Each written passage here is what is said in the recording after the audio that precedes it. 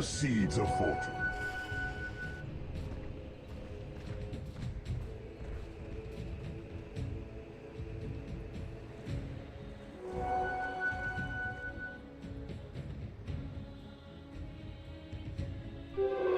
Invisibility.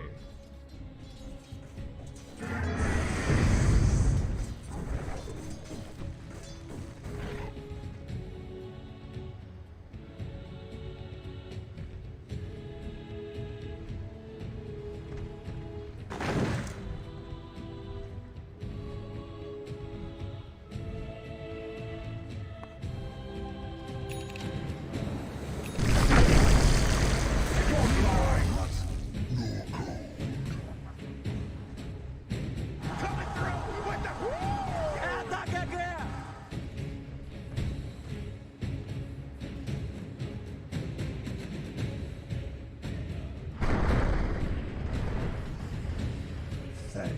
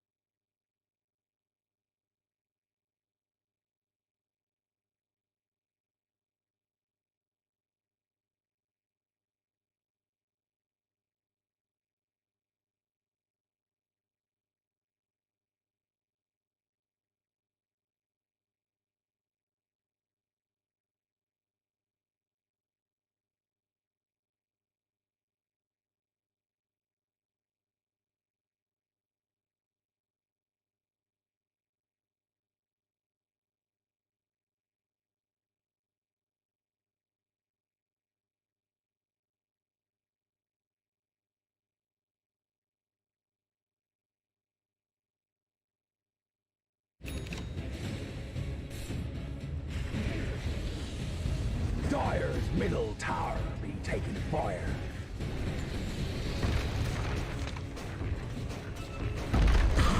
Dire's structures be fortified. For now.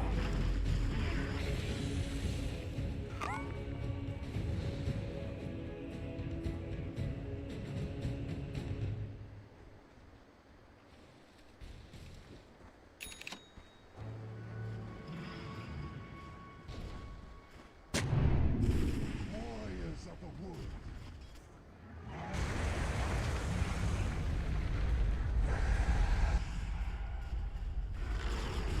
Dire's middle tower has fallen. Welcome back.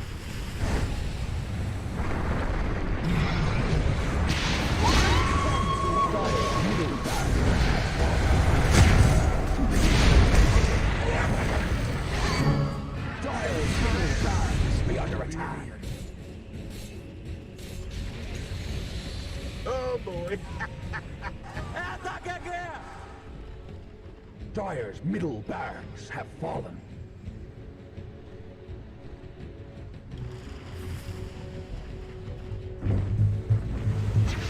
Dire's bottom tower be down.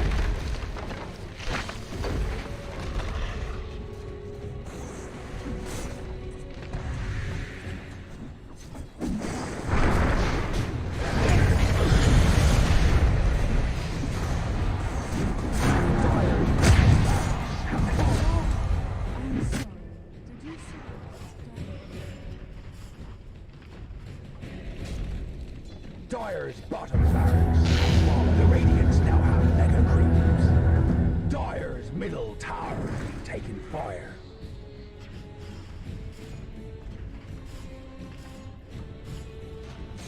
Oh boy. Dire's middle tower has fallen. Dire's middle tower is taking fire. 来，你打我呀！ See you later, nerds.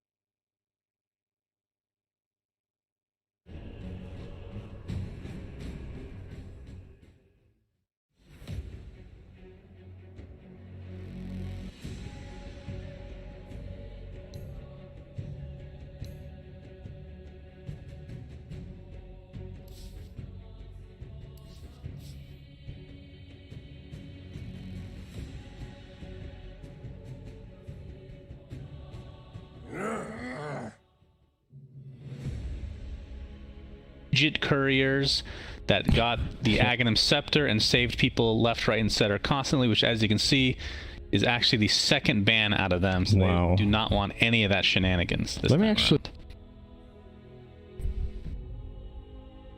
Yeah, that would be interesting. 10 seconds remain. First phase Weaver bans against Puppy. Man, what a time, huh? Position 5 Weaver getting first phase banned. It's among the short list of things I thought I would never say in Dota history. I don't think it's ever happened before, actually. I can't remember position 5 Weaver ever being a thing, and especially not being banned. Pretty So, crazy. Enchantress.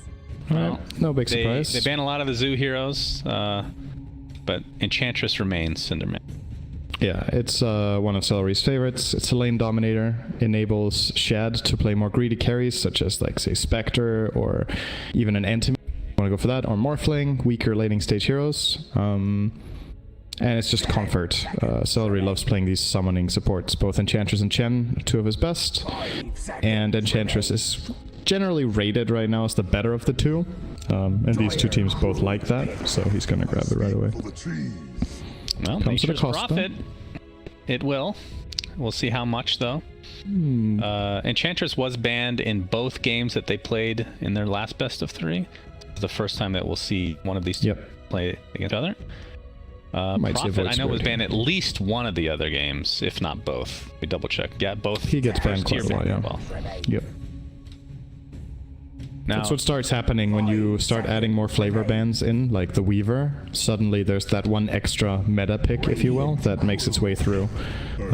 Shaker actually going to be the second one here from Secret. So something I like to look out for when I'm picking Shaker is, as far as how Secret are drafting, this is one of the more limited picks they have, because they almost only play at position 4. Not that they only can. We have seen it on Zai, so it's not out of the question, but largely a 4.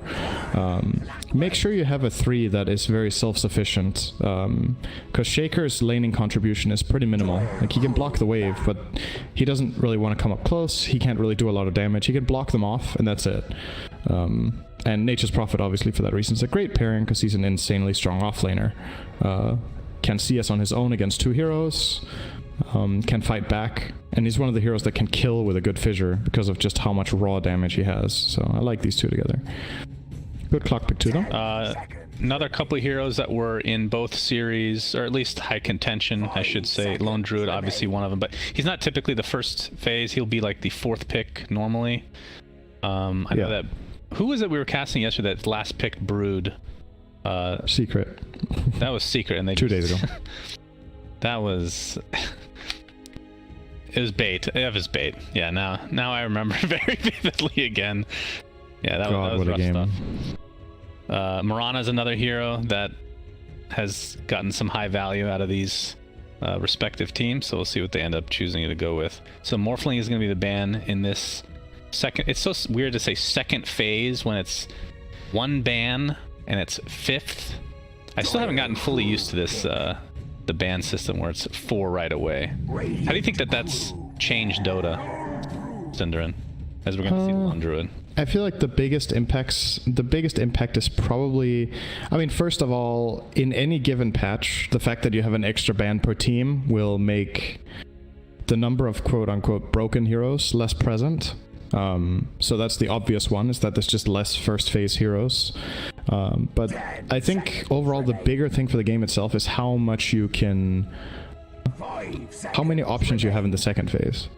I think cutting one ban, it's very difficult to ban for the second phase in the first phase, if you know what I mean. Like, you need to be able to think ahead, have a read on the overall game style that the enemy team has, and then on top of that, you need to feel like you have a free ban available that you don't need to spend on the first phase so that you can protect yourself. If that is not the case, then you have literally one ban, and let's say they see this Nature's Prophet Shaker and they're like, oh, Secret want to play this style. It's very unlikely that there's like one hero you're worried about. It's probably a couple, and now you can't really cover yourself. Like, here's the Lone Druid, right? Like, they could have banned Lone Druid, and then they were like, oh, well, the Morphling is going to be a problem. So you kind of need to pick your poison a lot more, which is interesting. It makes for, it makes a lot more strategies appear, basically, because you have more options. That's a good point. I mean, when Secret last played Lone Druid against this team, Bane was the... Oh, Chen is still in the pool. Okay, Chen and Enchantress in the same Whoa. line. That's very cool. Not sure how I feel about this. Yeah. Wow. That is very weird. I'm gonna assume that the Chen is a core for now. Okay. And that he will be getting auras, and then they're gonna play on Toby. The alternative is that Toby plays Ange, which would be more expected and more common for them, I guess. But I don't think he has a good lane matchup yet. Like, theoretically, Enchantress is really good against Lone, but since the changes to Untouchable, I think Lone Druid fares very well in that lane. I would just conceptually, I would think that when Untouchable was a non-ulti, different story. Then you could, you know, just level it up, and he couldn't really do much to you. Okay. Doom for Team Secret. Somebody to eat creeps. No good Doom target though, actually. They're not picking this for Doom. They're picking it for Devour, it feels like. And for have somebody frontline that buys auras that makes Lone Druid strong, like Vlad's. Oh my god. I mean, we mentioned the Brood. I didn't think it was going to come out because there's an Earthshaker, but obviously that's not really a thing until later on when you give a Blink Dagger, I suppose.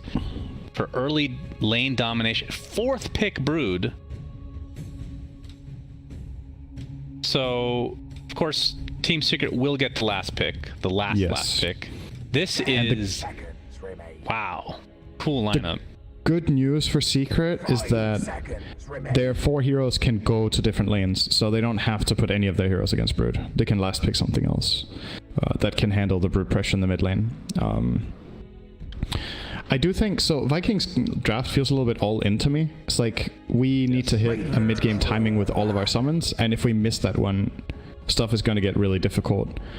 See Secret here, banning Bloodseeker, a good tempo carry that would have matched what they're trying to do with the early fighting, letting the summons run in and build up yourself in the fight. It's been a hero that Viking like a lot. They played it against Secret in one of the really close games 2 days ago.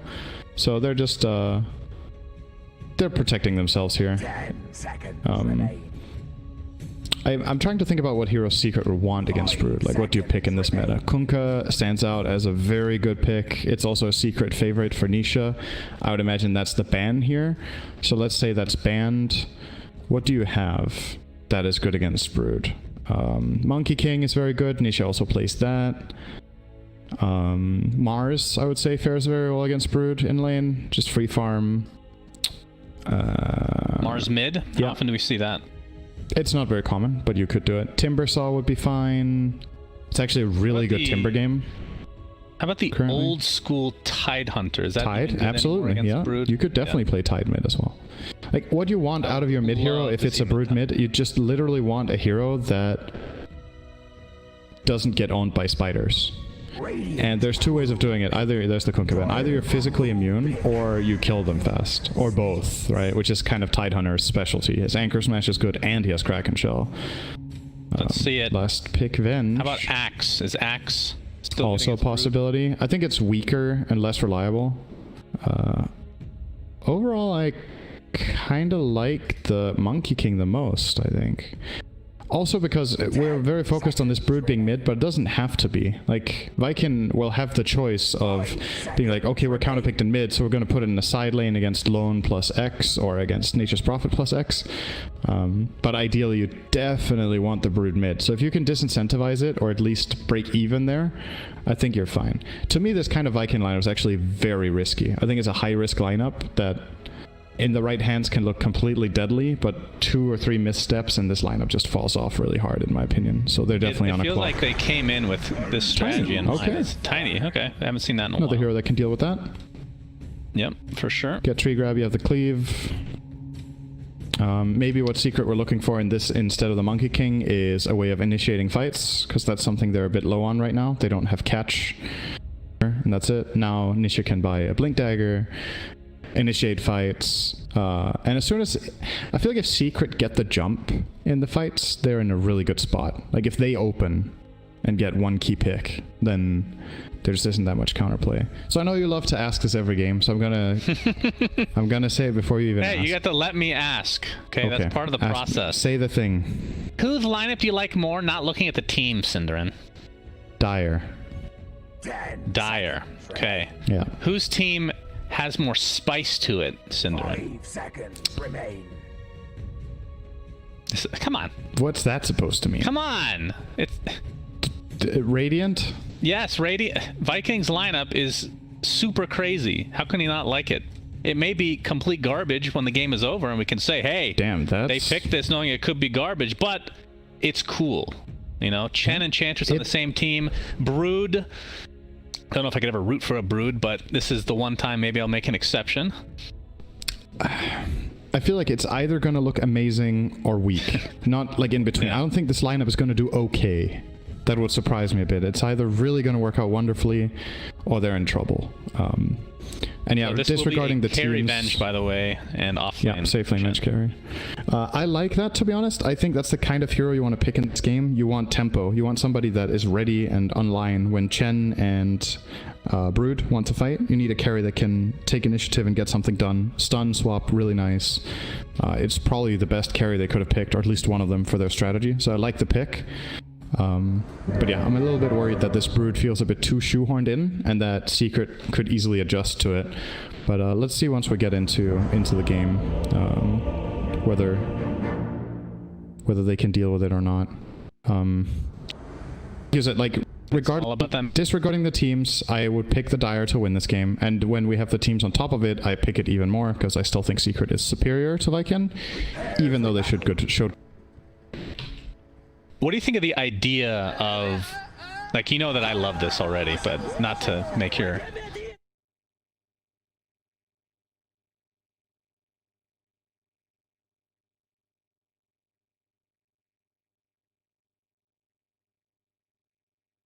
going all in on game 1 versus, like, let's say you lose game 1 and then you try this, it almost looks desperate. This is more, let's just see if it works. If it's a shit show, hey, we always have another game that we can play in this best of 3.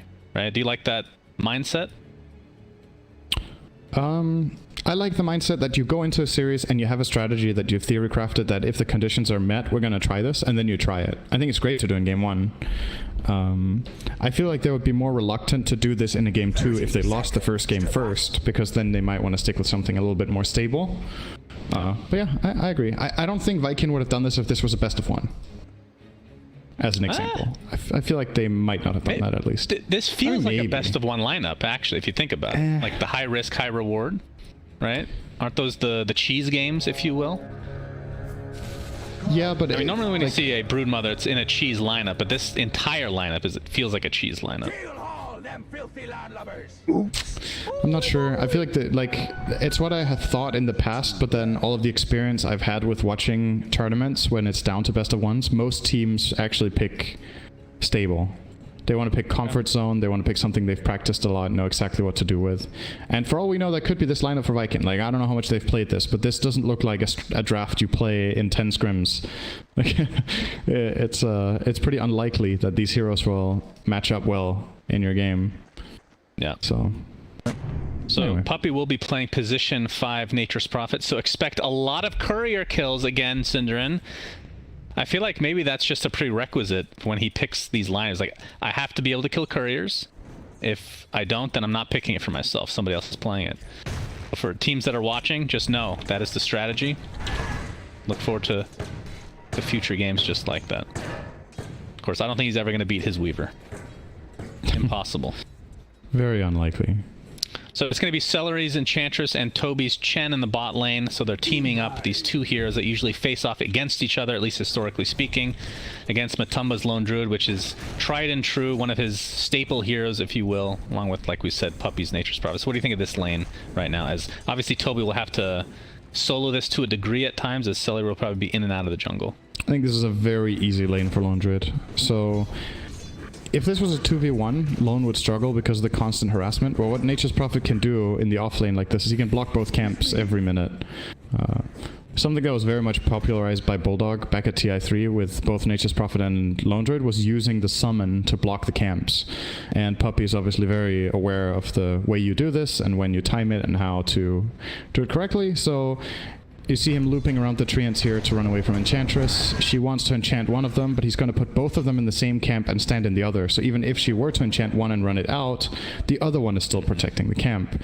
It would be tempting to put one in each. Right? Yeah. So you could understand it would be tempting to put one in each camp and then play in the lane, but he thinks that this is more important, and I agree with that. Like, you're basically nullifying Enchantress like this. You're both just at what there. Point do you and that's just great. Juke them and go to the enemy jungle and take something instead? I feel like that's coming soon.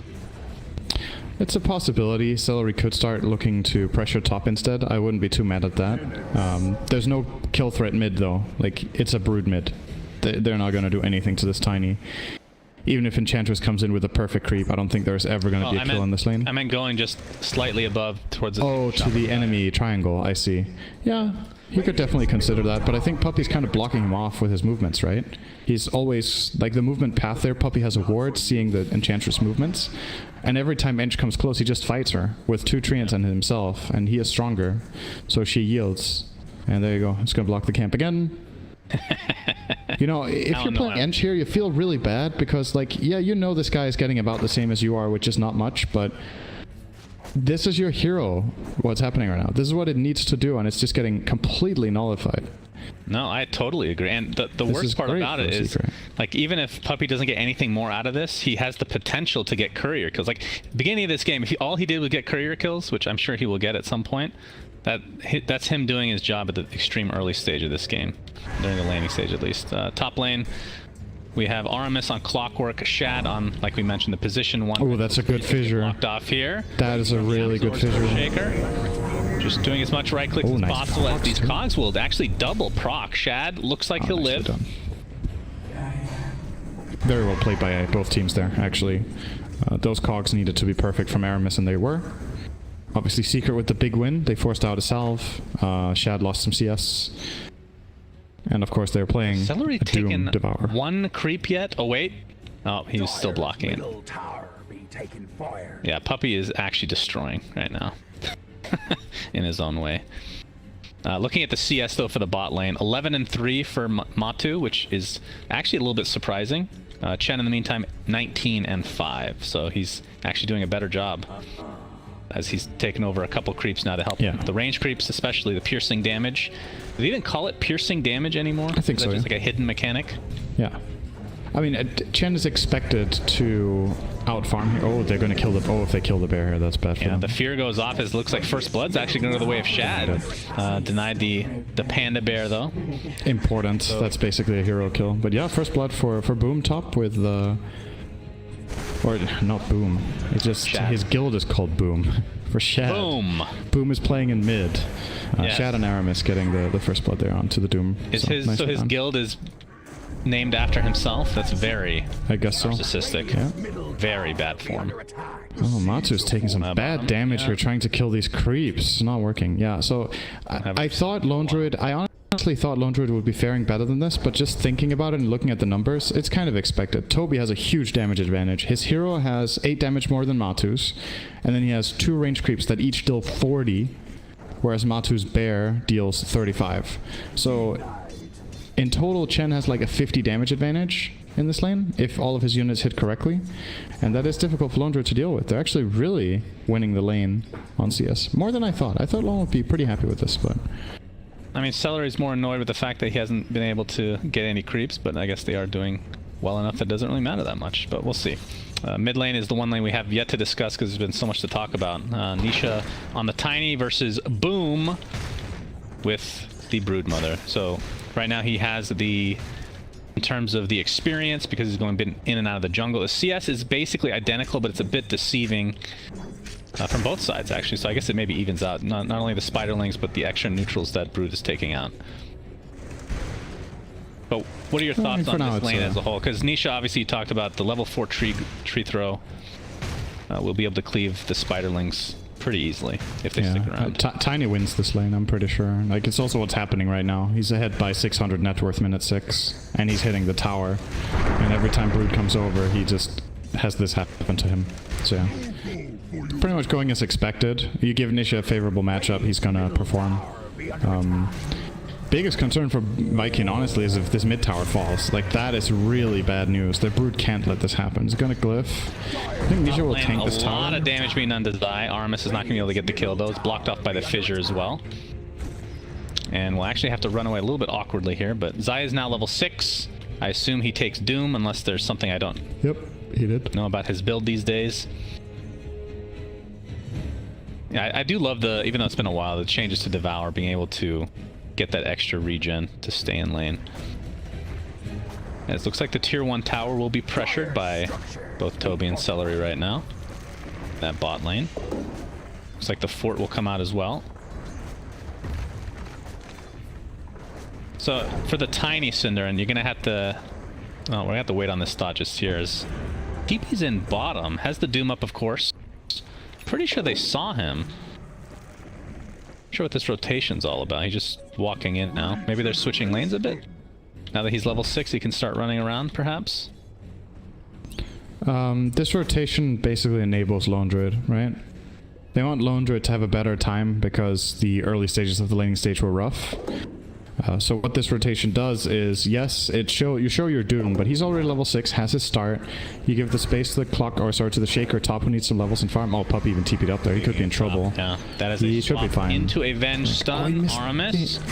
It's still enough. Battery Assault not too helpful, unless the swap comes in again, which it does, and he's inside the cogs. Blair will finish off Puppy, who has yet to kill a courier, by the way. What the hell? Tier 1 tower this real now, Puppy? being pressured.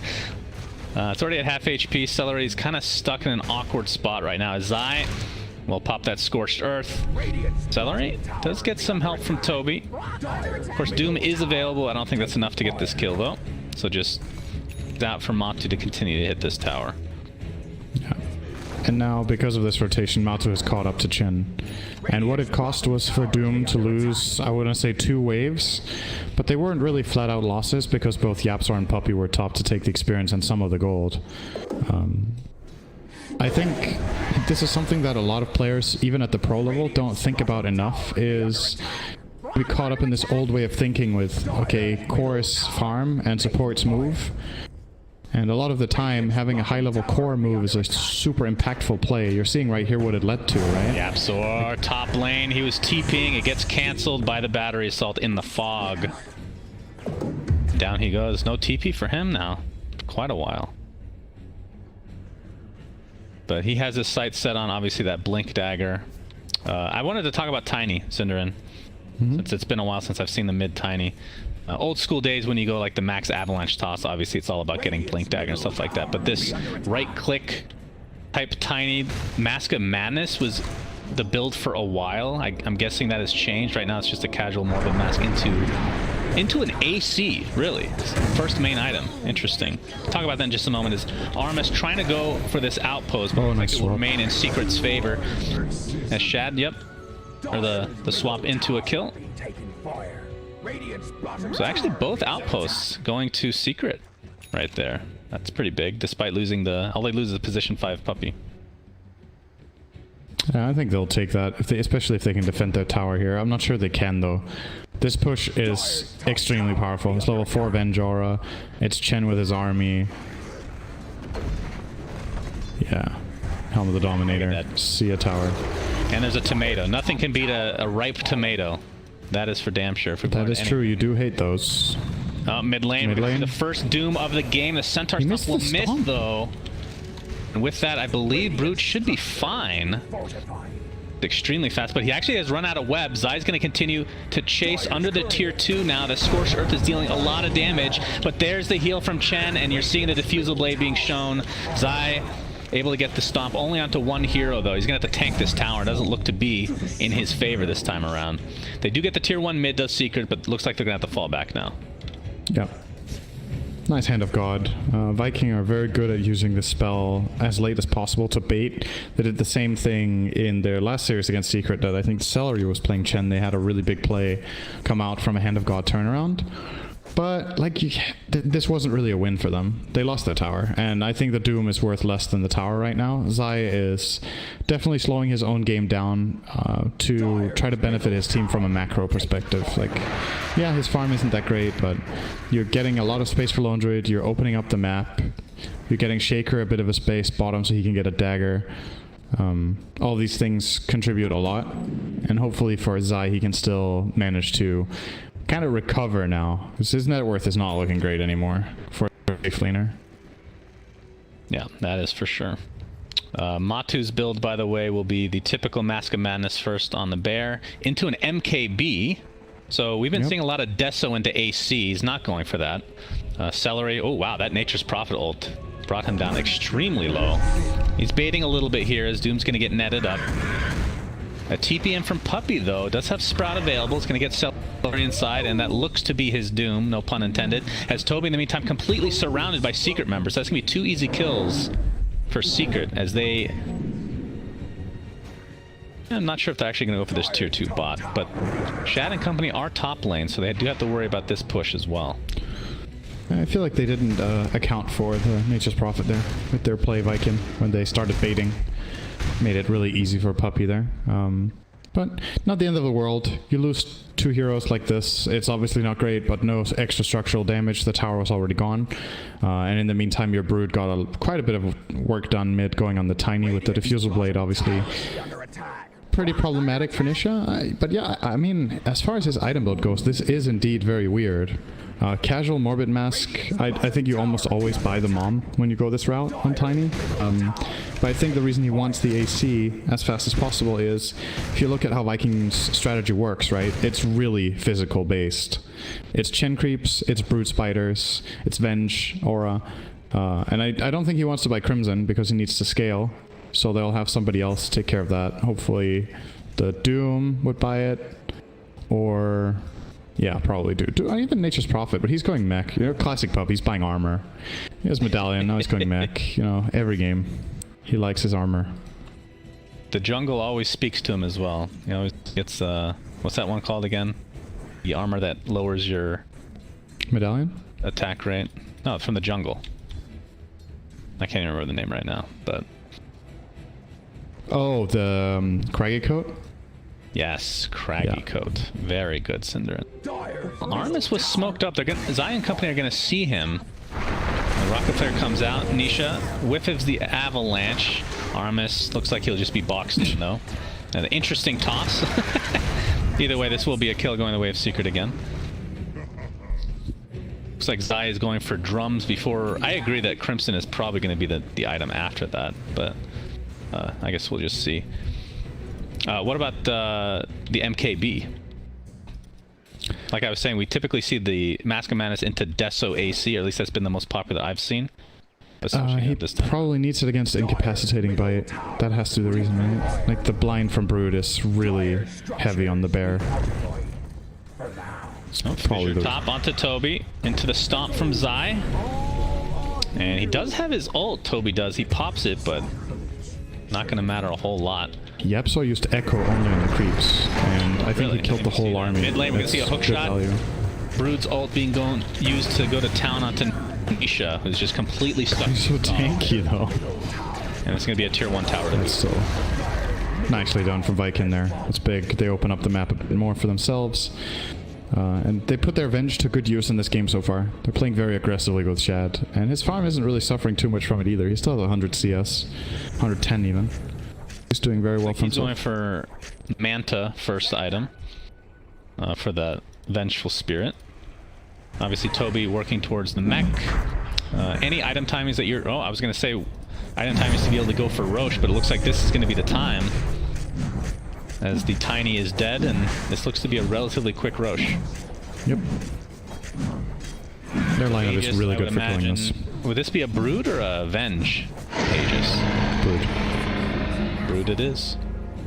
I don't have to worry about being doomed anymore. Almost has Ags too on the Brood. Yeah, that's a So good one. that will ramp him up a lot. He's going to get way more access. When you're playing Brood in your team, it's so important to get just a couple of towers because of how much of an area Brood can cover compared to other heroes. Once you get the Ags, you really get insane reach for farming. So the fact that I can manage to get this mid tower before he got the Ags is going to pay off big time, and his ability to just cut through and start getting access to enemy camps. Yeah, He has he's, seen bot lane. The Sprout will slow him a bit, and it's going to be more than enough for Secret to kill him. I guess they want Zai to get the kill. That was interesting movement. Nisha? They needed to block for that long. Didn't get the toss back. Right clicks from Tiny do hurt a lot as Enchantress is actually going to buy back into the game. Toby already low on mana as he's going to get stomped. Hear the swap come out into the Doom immediately onto Shad. Armis with the hook shot onto Nisha now, who's stuck inside the cogs with very little mana, but he's right clicking to a high amount.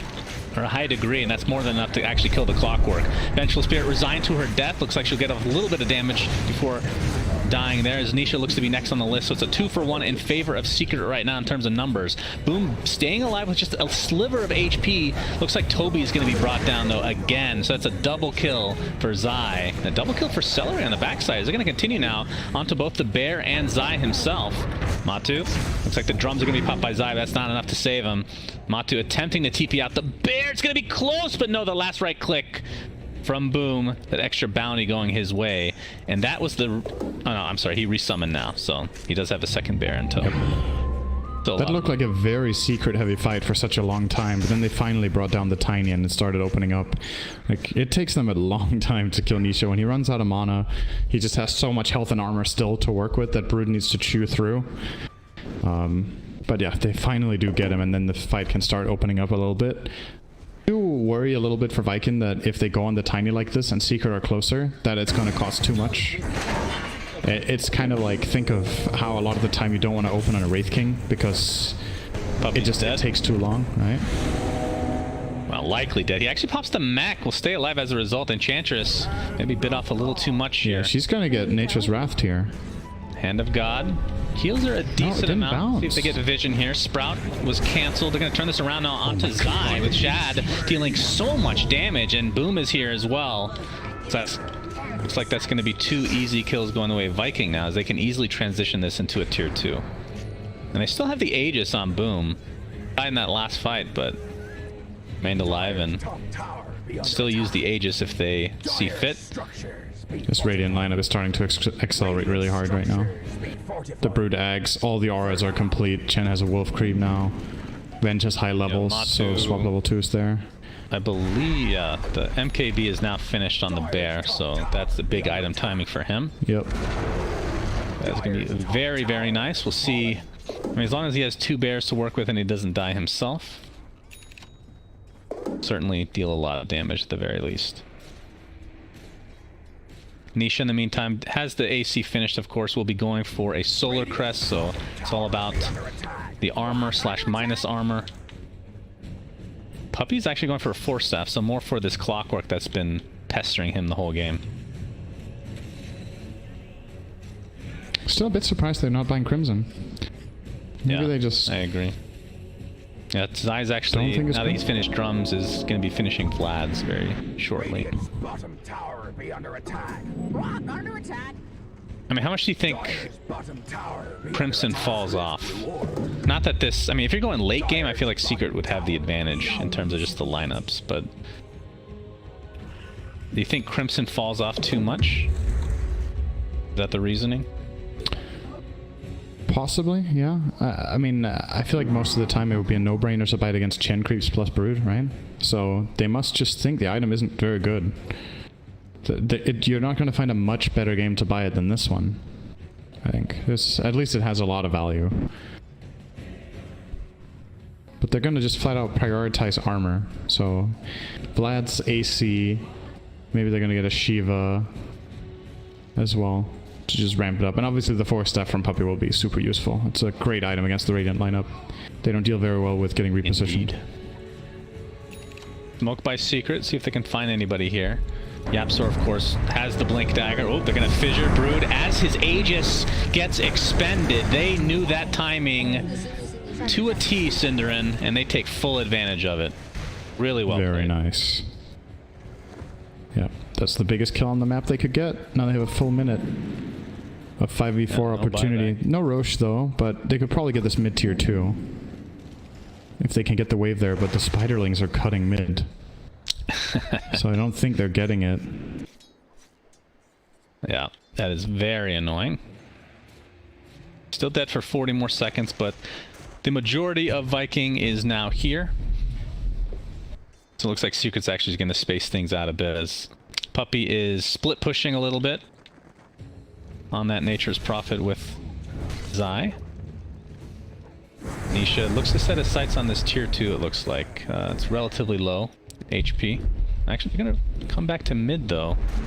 Fissure's going to show that Viking now knows exactly where Secret is, so they're going to reposition them better here. Looks like that tier 2 will be just given up now. What is Nisha buying with his ulti orb? I didn't see it. Is he actually going Manta? Solar Crest. Does he have a Yasha somewhere? Oh yeah, that's right. It was Solar Crest. So that will be done very shortly. Secret were like, what else can we buy that has armor? So, what's the next item that has armor? Blade Mill? Oh, hook shot. Gonna connect onto Yapsor. And this is why he is building a 4-staff next. If you get caught by Clockwork, you are done as an Earthshaker. But it looks like that will be the only kill going the way, at least right now. Zai on the high ground at the moment. Armis. They have vision, but they just have no way to catch. Shad not in range for his level 2 swap at this point.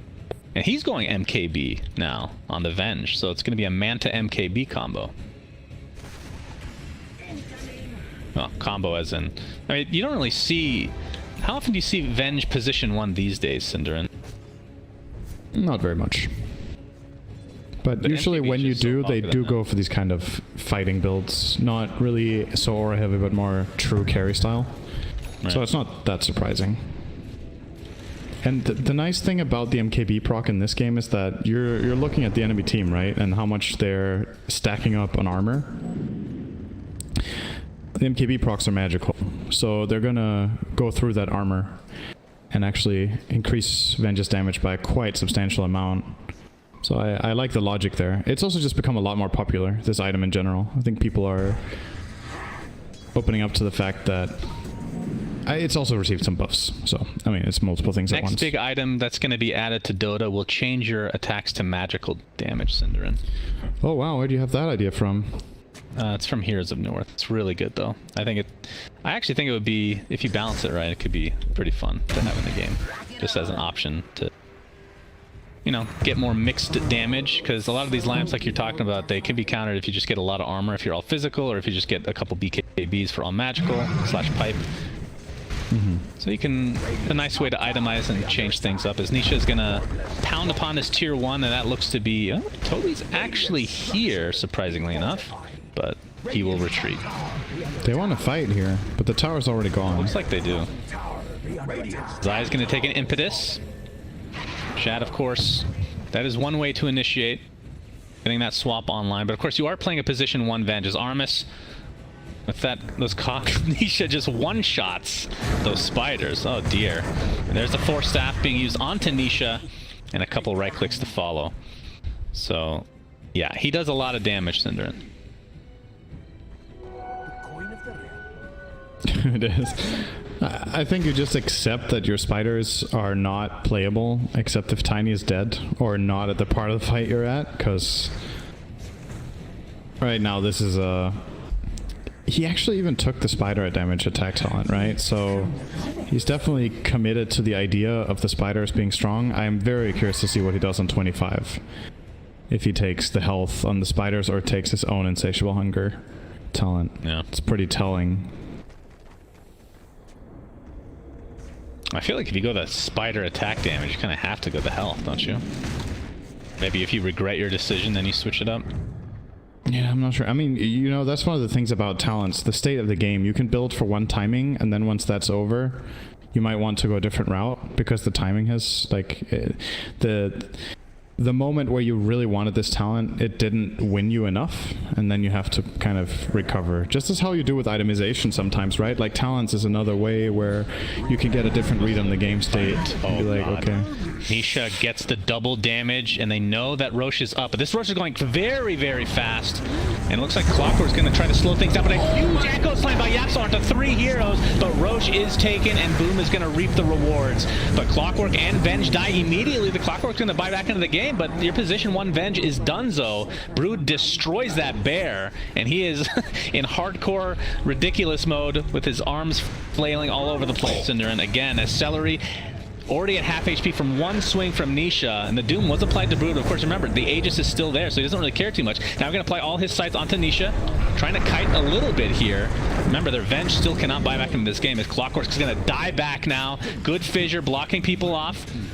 Zai is tossed in. He's going to apply his sights now onto this Enchantress. Looks like Boom is going to get away safely, but Toby looks to not be in the same category here. So that is going to be 4 dead if you count the dieback onto Clockwork, but Aegis is still intact along with the cheese. Yeah, that's pretty alright.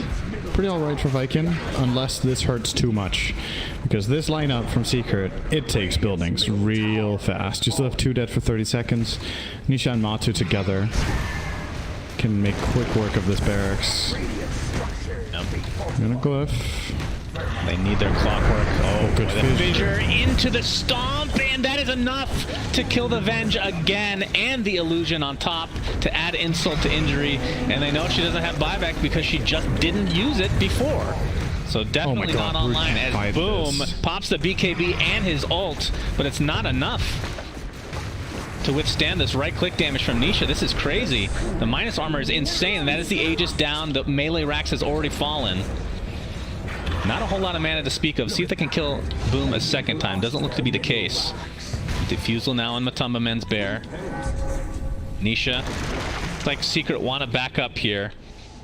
15 seconds and the Venge will return. That was a huge kill on Venge, and that kind of opened up everything for Secret as they now sport a 7k net worth lead at 28 minutes. All right, they're going to apply some damage to this tier 3 here in the bot lane. And they're gonna, by apply damage, I mean they're going to kill it very easily. All right, Venge is here now. The stun on top of the bear. Big stun from Zai. Essentially a Ravage into an Echo Slam. My lord! This wombo combo from Secret will ensure a second Rax at the very least. Boom is forced to pop the cheese as he flails his arm even more. And nobody can deal with Nisha right now. Zai jumps in with his hand, the purple hand of death, if you will. Nobody's giving a high five as they're about to GG out of this game 1 for Secret. That was what a sick combo. Stomp from Zai.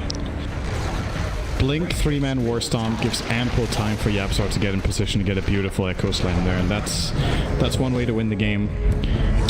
And that's what we were talking about with Viking, right? Like, this lineup, I actually think they played it pretty damn well. Once again, like, I want to give this team credit every game we see them play against Secret, even though they've lost 3 in a row now.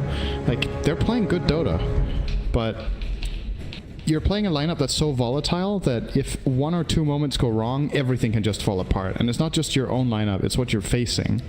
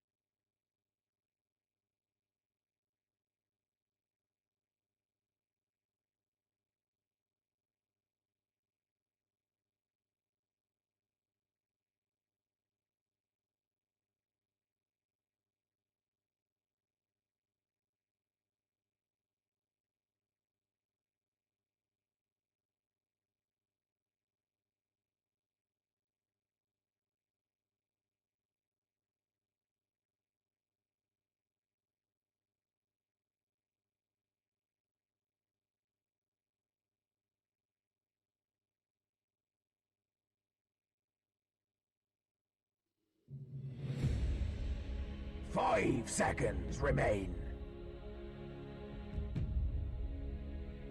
Radiant crew, dire crew ban.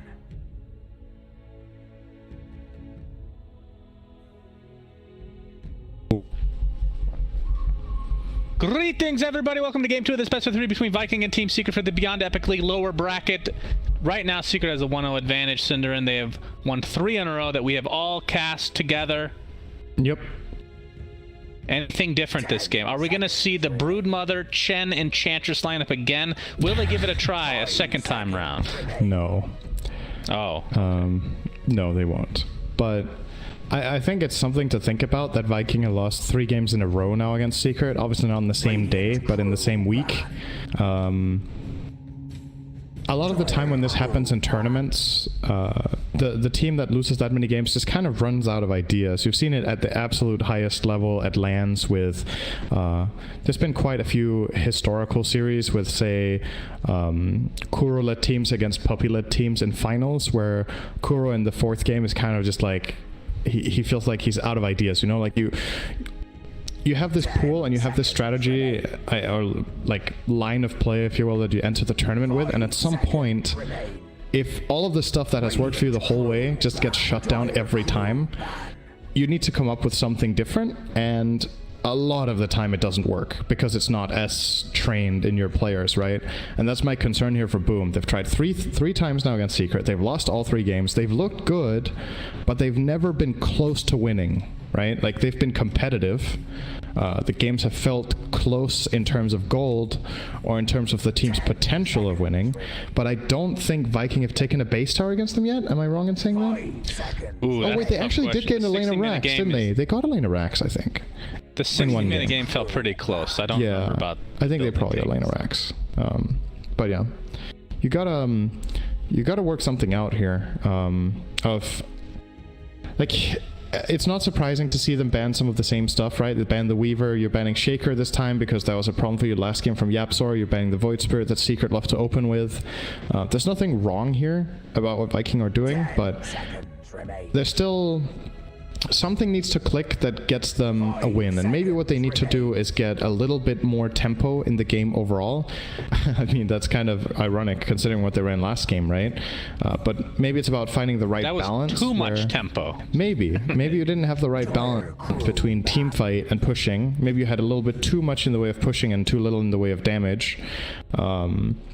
And Secret also just played a great game and itemized very well. I think it's something that some teams are particularly good at, identifying what type of game it is before it even begins. And then they almost just line up who's buying what, like exactly what items you need. They were like, this is a physical game, so we're going to buy AC's first item on Tiny after more...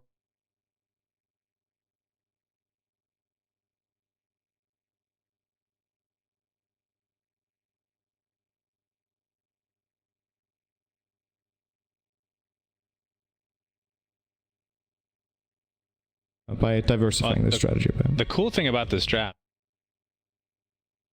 were exactly the same as before. The next 4 bans were all in the last game. Earthshaker, Nature's Prophet, Venge, and Ench, which leaves the tree open. It leaves a lot of things open that were banned last time, which includes the Luna, Pangolier, and Batrider specifically being open, if they want to take them here. There's also Coddle Ember. Yes, that is. We've talked about this so many times. I actually forgotten about it, Cinder. I blocked it from my memory. It feels so strong. How could anyone leave that open? I mean, that was open last time. Yeah. I don't think Ember or Coddle were picked or banned last game, so I could switch things up. Yeah, I think you're right. Yeah, you can't ban everything. Like, when it's at this level of play, there's a lot of strategies at work, and you gotta choose which one you think is more possible for you to deal with. Sometimes you give teams what they want, sometimes you don't. But you can't ban Secret out. Like, it's just not a possibility. So you try to lead them in a direction where you can find a strategy that can have the upper hand. And now you're left in the Batrider, so Secret are going to first face that against your Treant, and then Earth Spirit as well. Okay. Very, very powerful laning heroes together. So Batrider obviously very dangerous for most heroes to lane against when a couple of sticky stacks are up, and Earth Spirit is an amazing mobility hero to reposition them. Like, Bat plus Earth Spirit feels so damn good because once you have 2 or 3 stickies, it's such an obvious go call for Earth Spirits. Just go in. If he connects on the roll, he kicks them into bat, and they either die or TP out. You also have the option of obviously not rolling right away and saving it as a TP cancel, which is also a very common way of trying to escape bat. Viking have to address this. They have to pick a carry that can lean against bat. There's like almost no choice, I think. I don't think is it considered a bad hero now? Because back in the old days, anybody picks Bat Rider in any situation. Obviously, you have like a Photic Shield from Abaddon. You have Venge Swap, which isn't a possibility here. But you're talking about how you don't care that much about the lasso these days. What about the old school counter of Nyx Assassin? How often is that a hero anymore? With the Spike Carapace just completely ruining Bat Rider. It would be pretty good here because it's also good against Earth Spirit, right? Like he has all this uncontrollable damage that you can easily Carapace on. The problem is I don't think you can pick it with Treant in the start, and maybe not even together in general, because they kind of do some of the same things, right? As a support duo. They scout, they place vision, they don't deal a lot of damage. I'm saying that about Nyx, because, yeah, you have this initial burst, but after that in teamfights, unless it's a great mana burn game, you're kind of a stun, right? You're a control hero, you're not a killer. Earth Spirit will deal more damage than Nyx in every game. So if your other support is Tree, who has very limited damage, support as well. And double melee support, and if you lane them together, you're not happy either. And Nyx gets destroyed by Bat in lane. That's another problem. Like Carapace is good later, but in the laning stage, Nyx doesn't stand a chance. Like you can't even hit creeps. So who is good against Bat Rider in lane? Mainly carries. Like every carry that can get rid of sticky can obviously lane. So say heroes like Lifestealer, Phantom Lancer, Weaver's fine because he has super high mobility regardless of being napalmed, Juggernaut, Faceless Void with time dilation. And you can even lane against Bat with heroes that aren't good against, but then they need to be extraordinary laners. Like Troll can play against Bat in the right circumstance. If you have like Troll, Treant, you could lane against Bat possibly. Honestly, even then I'm worried for them. I just don't think Tree, like, I'm super happy to see Secret pick Bat into Tree. I feel like it's Bat Rider's maybe his best matchup in the entire hero pool. It is so good for Bat. I love playing They this should have matchup. seen that coming though, right, as a possibility. So Yeah, they probably should. Like maybe they didn't think Secret would first phase it, but considering you first phase Bandit last game, you're right, you can't be too surprised. Well, Viking will go for a Queen of Pain Grimstroke Puck against Queen of Pain. Sounds pretty amazing with the coil and whatnot. It is. And actually makes the Yule's purchase, which Quap would want to go for, not useless, but against Coil, it's quite useless. This is a really good Spectre game right now. For Secret. Yeah. You're a hero that can jump on Quap after she blinks and kill her with Haunt. Enough Treant when you initiate the fights, so you have more information to go on. You're really good against Grimstroke. And on top of that, I just love Spectre with Puck. I feel like it's one of the best hero pairings for Spectre, just because there's this very clear-cut fight initiation, right? You coil 1 or 2 heroes, Spectre can now haunt and either go on the heroes in the coil and try to kill them, or go on the heroes outside of the coil and prevent them from helping the ones that are inside it. I still think Secret might consider it last, but they're going to wait with their carry, picking Kunkka here. Okay. One of the main reasons I'm considering the Spectre is that it's also made a bit of a resurgence, right? It's coming back, so... Yeah, every time I've seen it in our cast, at least, very strong. Yep. Of course, you do have the possibility, Cinderin, of Ag's Grimstroke. You copy Spectre. That is true. Strong possibility. You do have to get the farm, though, on Grimstroke, which is not always easy. But yeah, Spectre Illu is no joke. I still think the Luna illusion is better. But who's the best illusion in the game for Grimstroke to Probably get? Luna. Morphling in full Agi. Ah, that's also really good. But then it has very little health. Terrorblade meta. I'm not sure. Also good. I don't know. I think my choice would still be Luna overall. In most cases, I think it's the best. But Morphling is probably second place. It also depends what kind of game it is. Like Radiant Spectre can also be incredible, right? Like but that's it's a lot more lineup dependent. So I think this is a 5 puck, by the way. at this point, which is obviously something Viking were probably not thinking about too much. But now that you pick Kunkka, you probably want your Bat and Kunkkas to be cores, and Puppy loves 5 puck. That's why I think he's going to play it. Good lifesteal game. All right. I like it. Yeah, it's good against all the heroes. Can't wait to talk about itemization on this hero. It feels like when they made the changes to him, it was all about the Mjolnir or Radiance. Yeah. Pretty much every single game. This might make Secret not go Spectre. I mean, I'm also kind of hung up in it, right? Like, who even knows if they want it, right? I'm just speaking for it here. They could have any reasons to go for something else. Let's look at what other heroes are good with the information they have. They'll obviously see one more hero after this Lifestealer coming out from Viking. So, overall, Viking's lineup is very susceptible to mobility, I would say. Lifestealer doesn't like it, Treant doesn't like it, Grimstroke doesn't like playing against mobile heroes unless he lands the silence, because they can get away from Inkswell. It's kind of a two-way thing where if he does get a nasty soulbind, it's obviously incredible, but it's not necessarily reliable. So either something that's mobile or something that can truly just stand its ground and not die during an overgrowth and a lifestealer hitting it with Ghost Ship on top. There's a few heroes that could do that. Medusa is a possibility here. I think Slark could be very interesting. He both has the mobility and the survivability and the good hero matchup against both lifestealer and Treant. Also a Matu favorite. Faceless Void is nice. Similar logic. Tanky, can escape. Good against Lifestealer. Phantom Lancer. Yeah, he's solid too. Actually, C could have a lot of good options here. I think the next pick from Viking is very difficult to make, and it needs to be high impact, because if we can point out like 3 or 4 carries that we feel are all good, it means Viking's lineup has some bases to cover, right?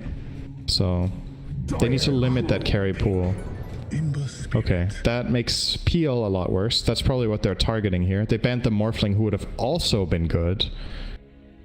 I think this could be Slark, actually. Digging the Slark here. It's so good. It's so good, this game. They have so much catch, lockdown, control. He just needs heroes to get on top of and not to die, and in this game it's not very difficult to stay alive. Dark Pact does not take off Phantom's Embrace, though. Correct. Right? That's one thing. That's the only thing. That's the only threat, but you can play around that with Shadow Dance, or obviously if you have attack speed, you can kill it. It's not like you're gonna get stunned, right? Like, there's no stuns except Inkswell, so you just need to play around the route. If you precast Dark Pact and then get Embraced, you can obviously still break Overgrowth if it gets cast meanwhile, and if it doesn't, you might have killed the ghost already. So yeah, I think Slark Void, they might still go PL if they fancy that. Naga. You're just naming every carry. You're saying every carry is good this game for Secret. Nah, I think that's about it. You name like half the carries in the actually, game. Bloodseeker is pretty good too. Alright, let's see what carries you didn't mention. I'm gonna alt tab here and look at the carry list. Dude, Ricky you didn't is mention good. Sniper. It will be the Slark though. Yeah. So they fair enough. pick the best of the options. I mean, think about that though. Like, what a spoiled position to be in. You have last pick. Yeah. I mean, I don't know if he agrees. It's very possible that Mata has a different read on this and thinks that some of the heroes I suggested are not good, but I just see such a plethora of amazing choices for his pick. It's so good to be in that spot and as a carry. Like, a lot of it maybe comes down to, maybe not in this case, but player preference, what they just feel like playing. If there's that many options, like, all right, what do you feel like playing? I mean, I've had a lot of experience just being in the room with pro players when they're picking it. A lot of times it's not the best pick that they go with the carry. It's like they ask the carry, what do you want to play? And that's what they'll cater to most of the time, I feel like. Yeah, what a great position to be in. Indeed. Hey man, what do you want to play? Oh, I would like to, out of my 7 heroes that are good here, today Slark sounds fun. So I will play Slark. I feel like playing Slark. Why not? Steal some magic. Obviously worth noting here, the Queen of Pain that Viking picked early is going to be offlane. They're putting Boom and mid on Ember, and Shad carry Lifestealer. And Puppy is indeed going to be playing the 5 puck, and it is a 3 bat, so everything going as expected here. All right, Cinderin, the question that we've all been waiting for. We're turning this into the reverse in Bruges. It's the beginning of every game. I will be asking you this forever now. Take away the teams, okay? Delete them from your mind. Which lineup do you like more? I love the Dire lineup. I think it's super good, this game. Okay. Not a surprise. Only concern, they don't really have tower damage, and they're playing against Treant, so it could become a bit difficult to break through. But the upside there is there's no threat from Viking either, right? They don't have good siege either. If Viking had some good siege heroes here somehow, then maybe if Treant can defend and you can make your own tower plays, it could get a bit scary. But what is this? What is this Queen of Pain? I just saw her with the Arcana. This is unacceptable. Yeah, me too. Did he change unequip it? All right, this is going to be very disappointing. That's bait. I was looking forward to the whip, not going to lie. Kunkka has a... Is that a crow on his shoulder? I don't know if I've seen that cosmetic before. All right, it is the regular Queen of Pain. We are disgusted with this choice. Prepare for battle. This is... Ugh. God. It's actually... There's no cosmetics on her. So we saw the Arcana when it was Pixinderin, and then in that loading screen it was a different set, and now in game it's the default quab. What is this? But it still shows that he has items equipped. Oh, you're right. Wow. That is weird. Okay, hear me out. Like, what if connect during the load in order to advertise the Quap Arcana, what if every game in the loadout just shows Quap with her Arcana on? Yes, they need all the help they can get because they're sure not destroying in that prize pool right now. Did you see that graphic of what it looks like? Oh my god. They could literally not do anything the rest of the duration of the battle pass and they would still beat last year. So, in case anybody was wondering if Valve can keep up the prize pool, I think we can probably go to like TI 20 and have no problem with this. You just got to come up with like 1,000 different Arcana ideas and personas. Of course, Legion Commander, I think in that battle pass, Syndrin, if you just have Legion Commander as the persona of the original Legion from Dota 1, which is the guy with the thick mustache on a obese horse, Tristan, he... Let's say I said Tristan. Wait, what did you say? Tresden? Tresden. Yeah. That would actually just increase the prize pool exponentially. You don't need anything else in the battle pass. It could be empty. Just the one persona, and it would win. I think maybe it's a title. Yeah, I don't remember. The lore, don't ask me.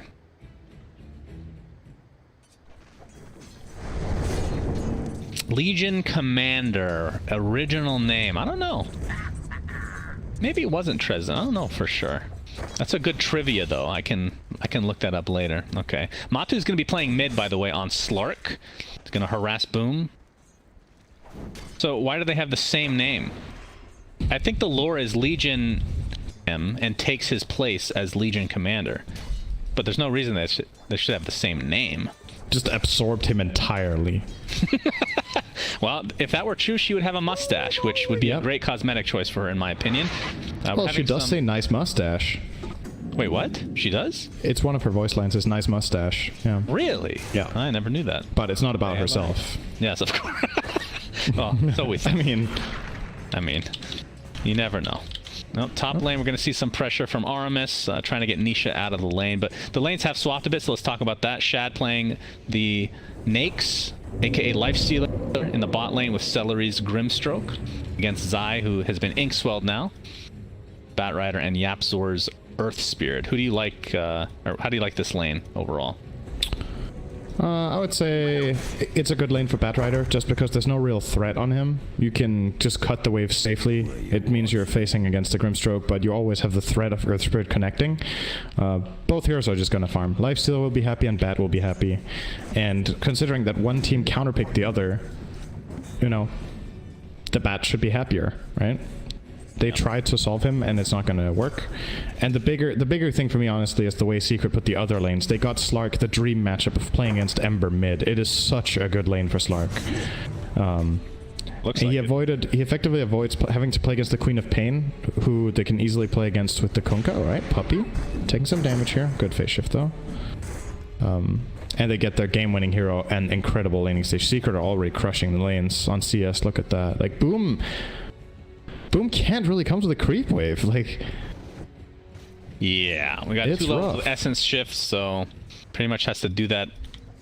Come back in no, Celery. different time increments.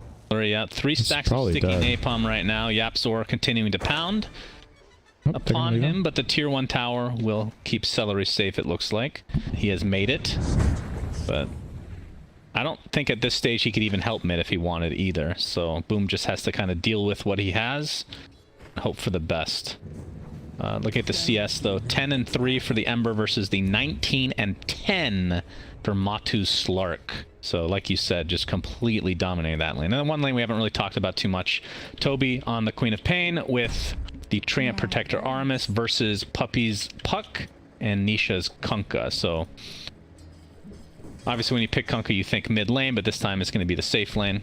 As bottom lane, Yapzor was trying to get the kill onto Celery, but it feels like Celery is just like sitting by these waves trying to make it annoying for Zai, but Zai's just getting everything he wants. Anywho, top lane, Cinderin. What are your thoughts? What are my thoughts? Yes.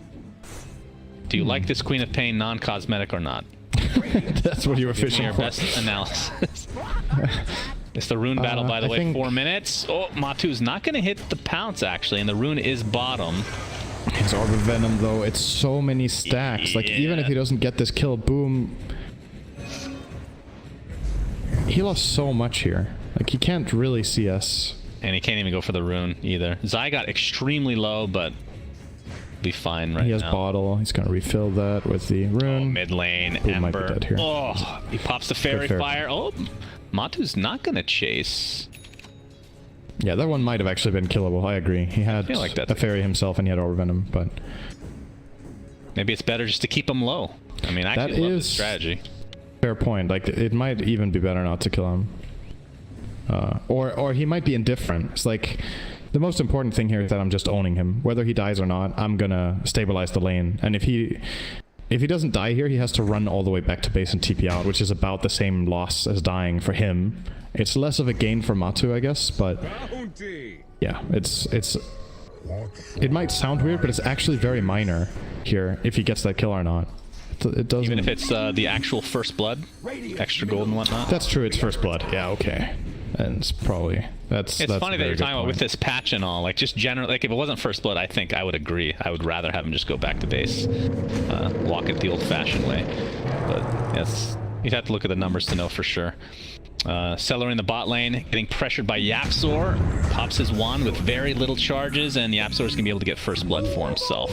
So, I mean, it feels like Celery's just been, I don't know what else he can do, but he's just being met constantly on his side of the map by either Yapzor or Zai. It's on a consistent basis. It'd be very annoying. Yep. Well, mid lane, Ember Spirit will take a spill this time around. Matu is level 6. And yeah, he is completely dominating. If we look at the actual net worth, he is top of the charts for his team. I mean, I guess we should talk about Lifestealer since Shad is the top net worth right now. So he already has his phase boots. We'll be going for an armlet. I did want to talk about item builds on Lifestealer. We get the moment as the X marks the spot top lane will result into absolutely nothing. What are you buying Lifestealer? Exciting. So armlet, obviously, into what? Yeah, I'm not sure what the best item is here, to be honest. I think, based on how his other cores are doing, he might have to do the brunt of the damage, so maybe Radiance is not enough. Like, maybe he has to get heavy single target. He's going on to Zai here, doing some harass, but Zai still got the wave. He's gonna be killed by Yapzor in the meantime. Not just Puppy. walk that. Oh, Kunkka. Oh, they killed Nisha. 3 men. They rotated the Grim, so... Yeah, getting him out of bottom, I think is definitely the right call, right? Your lifesteal's free farming. His lane is great. Your lane was terrible, so now go somewhere else and be useful. It's either you gank top or you start making stacks for your Ember. Those are the 2 best plays on the map, probably. Because mid seems almost unkillable for him, so... Yeah. Did the right thing there, going top in my opinion.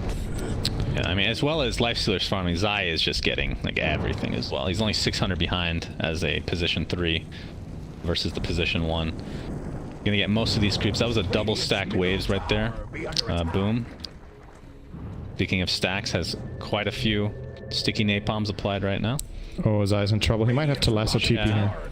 Or maybe he could just TP flat out. He has open wounds, not choosing to use it yet. I don't know if he was quite in range. Lasso TP. Yeah, and there. Lasso is used into the TP. Do feel like Matu's chasing. that was avoidable, but maybe he was hoping he wouldn't have to TP at all. Or he's just wasting Shad's time as long as possible, so... Holy moly! Radiant's middle tower be under attack. But yeah, when the changes were made to Feast, we saw a lot of Mjolnir. We saw a decent amount of rate. It was mostly Mjolnir for a long time into Halberd. And actually, I think Armlet was a non-existent item for that hero. Yeah, actually, people weren't taking that. Oh, good pounce top. They're trying the torrent. Toby's gonna dodge it nicely, but he's still toast. Much damage. Yeah, X will ensure that he cannot get away. A nice kill from Secret again. Matu has 2 permanent agility Cinderin. I'm sure he's very excited about that. That is more than 1. Yes, it is. Is there a stage of the game in terms of itemization or levels that Viking is looking to like be the aggressor, so to speak? I know we're just ending like the laning stage at this point, so maybe it's a little early to talk about that. But like when this armlet comes online, is that an important timing to start fighting maybe? I mean, so theoretically, it's around this time that they want to make moves with Queen of Pain and Ember, right? But their lanes have just gone really bad. Ember lost hard. Quap lost. Not mega hard, but she's low level. She's level 5 minute 920. Because Treant has just shared the lane evenly. And I think it's a mistake for Treant to take this much experience. Like, it's costing Toby way too much impact in the game. So they had to have found a way around playing this way top if possible, where Aramis walks away when there's a big wave or something like that, so Quap could have got 6 earlier. So now they want to. The question is, are they even strong enough? And if they aren't, then I think you have to wait primarily for levels. Like, Ember needs a couple more levels in Sleight and maybe 1 in Chains. Ideally, Quap would like 4 in Scream. Oh, Lasso. Oh, the pounce canceled the TP on Ember Spirit. Oh my goodness. That was like the last half second, and Matu just ran into him in the fog. That was very fortunate. And he's going to find a kill onto Cellar. This is... Oh, he killed him while the Invis was kicking in, so now he's also invisible. Well, I'm sure they know about this, but Shad is continuing to farm the jungle. And I guess he doesn't know. The silence comes in from Yapzor. There's the rage. So Shad, I assume, will be fine with the infest. Oh, they're going to just they're going to full on dive this. Can they? Luckily for him, it's a siege creep wave. Yeah, I was going to say. Oh, that's an awesome that's not a siege icon, wave, he's though. dead. What's that from? Is that a cosmetic for... Is that an immortal? Is that the new one? Yeah, I think it's the new golden one. That looks sick. Wow. That looks really cool. Why was there no animation when he popped out? Does that only work on enemy units? Yeah, probably. So that is the... Okay, so that's right. He has 2 immortal helms, right? So that is the new one. That's really cool. I guess I just haven't seen it in game yet. Unlike the Night Stalker one that you love, and it's awful. Jesus, horrible. Don't you just I love is an overstatement. Don't you just love the Lifestealer outfit though? Golden Dark Maw Inhibitor, Golden Profane Union, Golden Dread Requisition, Red Rage Belt. Crawler Belt. It's just a regular belt. Well, we gotta wait for next I don't even know what options Lifestealer has in that slot. Not much. It's the least No clue. valuable area for sure. Yapzor, bottom lane. Looks like he will be found here. And that will be an Doing easy some good kill. damage, Let's get but off the nice goal. kill. Oh, this could be Zion is costly though. actually Nice coming in with the overgrowth. It's going to keep him in place on the cliff. Puppy with the coil onto 3 heroes. Sonic Wave to follow though. Puppy taking the brunt of that damage, but they're going to clean up the Queen of Pain very, very easily. And the Treant as well, so it's a 2 for 2. Great heads-up play from Celery as well, though. I think Viking played that really well, the way they managed to disengage. Yes, they lose 2 heroes, but given how that coil looked, that could have been a total disaster. But they got out a really good Grimstroke silence on the bat, so he didn't lasso. And, yeah, kind of just reset it and managed to find their way out on... Especially Lifestealer. He was dead there if he got lassoed for sure. Slark was ready to just get the job done, but... Speaking of Slark, He's been He's X-marked and smoked. Got his defusal as well. Oh, they're not going to expect this. Very This comes so suddenly. He's definitely finding a kill here. Definitely. All right, that means he's not going to get a kill. I'm calling that right now, Puppy. He's baiting a bit. Toby. There is no way this Grimstroke isn't just dead now. There's no way that he can No kill way. Celery. Somebody else is going to take it from him. Quickly, quickly. Oh, so close, Puppy, with that illusory orb. Looks like Cinderin wins this one. And the tier 1 tower will likely fall next. I still smoked. Radiant's bottom tower I'm gonna take out the wave now. See if Viking can at least trade a tier 1. They have done 0 damage to this tower thus far. Just want to point out Matu is 7-0, minute 13. Yeah. And on top of that, it's a good Slark game. So he's still barely top net worth. Only got top net worth from hitting that tower. Because Lifesteal's game has been incredible as well. There's just so much of a gap between the next heroes, right? Those two are hand in hand, but then Kunkka with over a 2k lead over the Quap. And Bat with, well, I guess we're comparing oranges and apples here a bit. Shad. Oh, the silence very nicely timed onto Zai. Can't get the lasso off. Finally does, but dies immediately after. See the Grimstroke ult applied to 2. They don't really have a follow-up, though, as Celery's going to take the ship to the face. Shad continuing to try and get away. His rage comes back up in 1 second. Nice damage from Kunkka as Boom takes basically half his HP. His Sonic Wave is not quite enough to take out Matama. He's going to force his ult now. He will just back up and heal passively. What an ultimate that is. Little itemization update. So we're talking about potential items for Shad. It looks like he'll be going the minus armor strat with the. So that's what I expected. He's gonna get damage, right? Like they have some control with Ember Grim and Treant, but the lack of damage is showing, right? Like the secret team just not dying if they're ghost shipped. Yeah. So my question is, does he continue to go like normally? I say normally, but if like in historic sense, actually Toby's infest. Oh my god, the animation on that is so sick. I need to play this hero, Cinderin. Shad pops the rage. Puppy will be able to get out though, so they expended quite a bit to try to get that kill, and now Shad is gonna take the brunt of the damage from the Slarky Malarkey. As you see, the armlet is not quite enough to save your life this is stealers. bad. Now Toby looks to be next on the list. His blink is not up anytime soon, so 3 dead in very quick succession here for Secret. Boom even has to concede the rune. Good call there to not go for that. He would have met his demise there to the Slark. Might still get. in. Oh my god, perfect timing. Oh. Wow. He does have a this remnant, but he's pounced. still pounced right now, He's out of and he's mana. slowed perpetually. 10-0, minute 15. That is 10 agility as well. This game is looking like Vikings' worst loss in this tournament, probably. They are just getting absolutely annihilated. There's not much good stuff to write home about. They lost their lanes, they're losing the fights, they're losing map control, losing on towers, runes, everything. Seeker just completely outclassing them in this game. Zai is trying to be setting something up here, but okay. the overgrowth to follow as Shad will be able to claim himself a kill. Matumba Man comes in with all that extra agility. Sonic Wave onto 2. Matu still has his ult as the boat is going to hit on 3 or 4 heroes. And the Grimstroke ult to follow. Not sure if they have follow-up on top of that, though. Celery getting extremely low to that Earth Spirit ult. As you're seeing, again, the Infest do massive damage. It's a 2 for 1 right now as they're going to turn their sights onto Nisha. That is the Kunkka dead. So a nice fight for Viking as they're going to chase Matu. He's going to pick up this DD. And I think with that, they're going to say, yeah, okay. Can't deal with you. Yeah, nice reaction from Viking. Oh, maybe it's not over yet. Yeah, Matu wants more. The pounce is just going to miss the blink in time. And with that, Zai get out. But Matu claims another kill. Celery just happens to be This wrong 5 place second at the cooldown wrong on the blink time. on Quab. Pounce, pounce. Oh, he hits Go on, it! Ledge. The DD on top. Is this enough, though? Toby with the blink will be enough to get out, and this will be a huge kill onto Matu. And that is 600 gold in the pocket of Shad. Overconfidence. That did require a buyback from Grim. Yeah. Oh man, well worth it though. Lifestealer got the kill. That's big. Is it though? And We're talking about the way this this patch whole so thing, much. How big of a deal is that? I mean, it's a big deal because they need big deals. If that makes sense. It does not actually. No, it's a deal. They need any deal they can get, is what you're trying to say.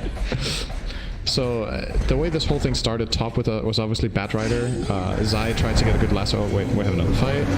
We do have to fight. The tier 1 tower is about to fall. Boat to follow. This might have been a bait from Secret. Earth Spirit's going to die though, and Puppy to follow. So perhaps they baited themselves a little bit here. A Grimstroke ult onto 2 again, but there's the lasso. They need this Lifestealer kill. Infest is up into a creep, and he will live, but Boom will not be so lucky. So Secret, after all that, only find 1 kill.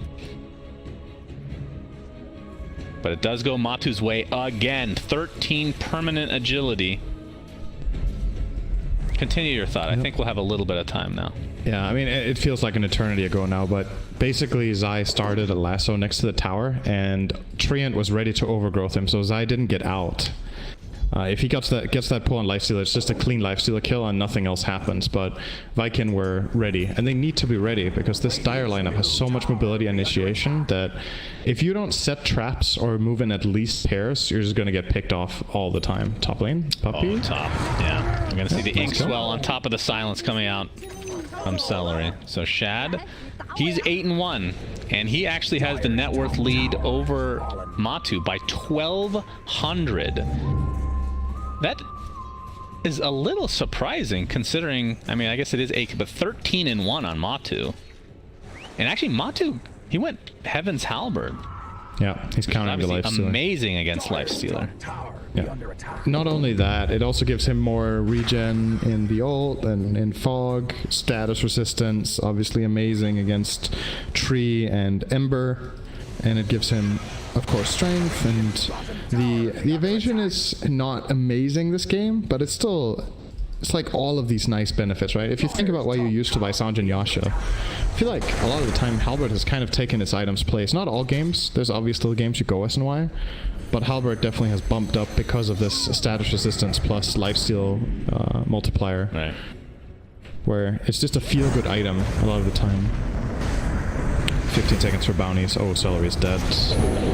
Yep. So dead. Goodbye, Grimstroke. It was nice knowing this is going to be the 4-8. Okay, Matu sidesteps the Inkswell. Nicely done.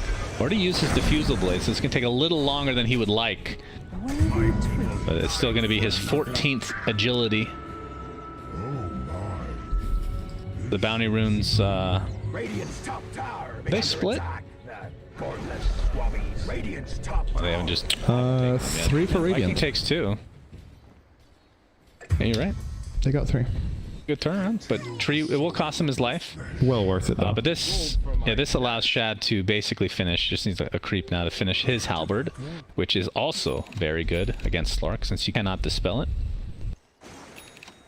If you get the right timing, of course. Before he goes invis or something to that effect. Yeah, that's the only thing he can do right now. But when if he gets BKB, then obviously that too. But it's a relatively easy item to use against Slark, actually. It's very telegraphed when Slark goes in, and he doesn't really want to Shadow Dance as the opener. Right. So. Yeah, for sure. He will be going MKB on Shad next, which I guess isn't that big of a surprise. Are you surprised at all that maybe he's not... I mean, I guess we talked about this before, how he needs the damage, but Abyssal Blade typically considered god tier on Lifestealer. But yeah, I think that would also be really good here. But this is probably more damage per gold, right? By quite a bit. And if the logic is just we need to deal damage in this game, I have to kill heroes, which I definitely agree with. I think this is still a good choice. The control is there. He's like, I don't need Abyssal because I've got my team with Overgrowth and Slight Chains and Grimstroke, Soulbind plus Silence. We need to make sure we kill during these spells. If we don't, we're gonna lose the fights. Like every long fight, I will favor Secret All every day of the week. Like the way they ramp up with Slark getting stacks, with bat stacks. Aramis. Yeah, Coil expended, and now he is completely surrounded. Actually uses the Overgrowth boat on the way, though. Soft way to follow. They end up taking out the Earth Spirit, so it's a 1-for-1, as it looks like Secret want to back. Halberd used onto the Earth Spirit, or the Ember Spirit, I should say. It's going to try to go man mode against Matu. Not sure if that is what you want to do if you're Boom. But Inkswell will help them take out Kunkka at the very least. So it's a 2-for-1 in favor of Viking. Very good rotation. I was going to say, the Ember Spirit, it just feels like... I don't know if it's over. That laning stage. Oh. Seeing the halberd now used onto Matu. Forced to pop his ult. They're continuing to follow. And he will pounce to safety.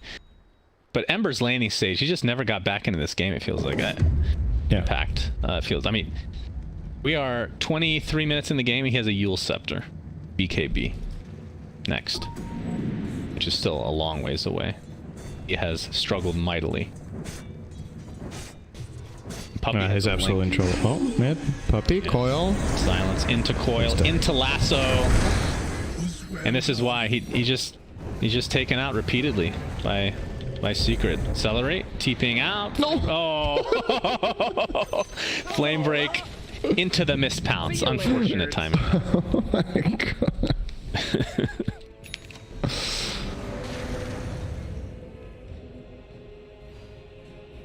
Looks like the Scotty will be the choice next for Matu. So, actually pretty good against Lifesteal, not only for the slow, but for the negative regen, or whatever you want to... Yep. The negative healing amplification that comes with Feast. Radiant's bottom tower be under Puppy feels very calm D-amp. the Blink Dagger. Yeah, I never remember what to call that, in all honesty. I just call it negative regen, but that's not even remotely close. Tier 2 tower will live. Haven't really seen a whole lot of living armor on the towers thus far, at least I haven't noticed. Basically lost. I guess they've only lost their tier 1s so far. And with a 10k net worth lead, that's actually more impressive than anything. They have a 10k net worth lead. Searing Chains. Not going to be enough as Puppy got to safety. Top lane though, Aramis was being pinging here. Not sure who spotted who, but Matu's going to be taking out these waves easily. So what about Roshan? It feels like 24.5 minutes in, attempted Roshan. Neither team really that great against him, as we can see a lasso initiation onto Zai, into the boat, into the coil, into literally everything. They better get this kill. They will. Wow. Soulbind into nothing again. Let's talk about Soulbind in just a minute here. Overgrowth onto 4 heroes. Here comes Ember Spirit with his Yule Scepter doing very little damage. The Treant Protector is going to die pretty much immediately. He's going to buy back onto Zai actually. He will TP in with that Boots of Travel here very shortly. Accelerate looks to be the only casualty after the fact though. And Matu with 18 agility now. Permanent agility. Let's talk about Soulbind. What combos they got here for Soulbind that are... I mean, they really don't have anything, do they? They have double open halberd, wounds, double open wounds, double halberd, double double shadow strike. Very good. Emp Spirit is likely dead again. Doing a good job of layering their stuns and silences, and that is his 7th death of this game. Just a really, really rough game for him, as Kobe's going to be next. They still have so many stuns, so much utility to take out these mobile heroes. I mean, talking about 2 of the most mobile heroes in the game. And they just have 0 issue. Of course, the network... Seeker are playing really good Dota for the most part. Like, they've had a little bit of slip-ups with overextension, like this bottom tier 2 tower where they dove the Treant and Viking rightfully punished them, but the vast majority of this is just Secret with really good spell casting, especially. I think that's the most impressive part. They've hit some sick pounces, some really good Earth Spirit combos, puck coils. Like, everybody in their team has had very big mechanical plays in this game, which is always to watch. And Viking they just can't keep up. Like, they're just getting outplayed. I have to say, once again, I'm not a big fan of their strategy in this game. I think out of all drafts we've seen from Viking, this is the weakest for me. But I totally understand they're trying to do something different because doing their normal stuff hasn't worked, right? That's what we talked about pre-game. You've lost to the same team 3 games in a row. You gotta do something, right? You can't just let them beat you the same way over and over. So why don't you just let them beat you harder and be done with it? I feel like It's rough. from a team perspective, doesn't it make more sense to just continue to use similar strategies that you've done before and just learn from mistakes? Because it's not like their lineups were the problem. They just made a couple mistakes that ended up like Secret's one of That's those fair. teams. They take a small opening and they take advantage of it, right? So if you learn from the little mistakes that you make and don't do them next time, you should fare a little bit better, in theory at least. Absolutely. I mean, I agree, but it's obviously... It's a lot of pressure to put yourself under to say, we need to play flawless, right? Like, it can maybe be easier to convince yourself that we're going to change up something strategically and catch them by surprise, or do something different, so that if they play the way they usually do, maybe we can beat them on that, right? But, like, I do agree with you, that is definitely a way to do it. On to Matu, but the coil coming in, the boat finishes off Grimshaw, buys back into the game immediately. Ember Spirit, there's his Yules. Soulbind onto 2, double silence. Sonic Wave really didn't feel like it did much damage. As Viking now on the retreat next to their tier 3 tower. Aramis looks to be the first to die after the buyback from the Grimstroke. Toby jumps in, still has his blink available. A lot of damage being applied to Matu, but remember, he still has that Aegis intact. Buyback onto the Treant Protector now. As Shad, I mean, he is still mega farmed. He is the most farmed hero in this game. It's pretty much on his shoulders at this point. Inkswell, with the rage, it will be able to connect onto Nisha, but Shad is in a 1v4 situation, or 1v3 situation, with very little support to speak of. He's going to have to infest in his teammate Celery. That might break things up. Imagine infesting into Celery.